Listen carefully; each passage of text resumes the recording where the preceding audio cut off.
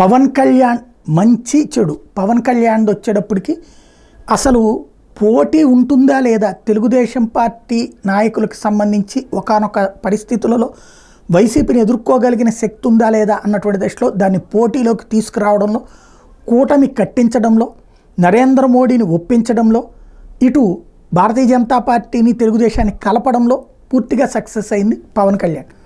అదే సందర్భంలో త్యాగం చేసి 21 స్థానాలతో సరిపుచ్చుకోవడం, 2 పార్లమెంట్ స్థానాలతో సరిపుచ్చుకుని అందరి కోసం తిరగటం అన్నటువంటిది ఆయన చేసినటువంటి అతిపెద్దదైనటువంటి యజ్ఞం. జగన్ని ఎట్టి పరిస్థితుల్లో గద్దె దించి చంద్రబాబుని ఎట్టి పరిస్థితుల్లో గద్దెనెక్కించి 10 ఏళ్ల పాటు పొత్తుంటుందన్నటువంటి సంకేతాన్ని ఇస్తూ లాంగ్ స్టాండింగ్ పొత్తు ద్వారా రాష్ట్రం అభివృద్ధి చేస్తామన్నటువంటి ప్రకటనలతో సాగినటువంటి పవన్ కళ్యాణ్ పోరాటంలో కుటుంబం తోడు నిలబడింది. అదే సందర్భంలో ప్రచారంలో కూడా అందరూ వచ్చి పాల్గొన్నారు, ఇంక్లూడింగ్ చిరంజీవి గారి సతీమణితో సహా, అలాగే రామ్ చరణ్ భార్యతో సహా వచ్చి ఉండటం అన్నటువంటిది ఇంపార్టెంట్. టోటల్గా చూస్తే పవన్ కళ్యాణ్ సర్వశక్తులు ఒడ్డి పనిచేశారు.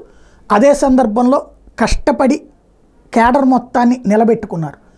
అలాగే ఇక నెగిటివ్ పరంగా చూసుకుంటే ఈ పొత్తుల ఎత్తుల్లో నమ్ముకున్నటువంటి వాళ్ళని వదులుకోవడం, ఇన్ఛార్జీలుగా ఉన్నటువంటి వాళ్ళకు కూడా టిక్కెట్లు లభించకపోవడం లాంటి నెగిటివ్. బట్ ఒక మంచి ఒక చెడు మధ్యన కంపారిజన్ని మనం చెప్పలేం. కష్టపడటం అయితే విపరీతంగా కష్టపడ్డారు. ఫలితం ఎట్లా ఉంటుందో జూన్ 4 తర్వాత తెలుస్తుంది.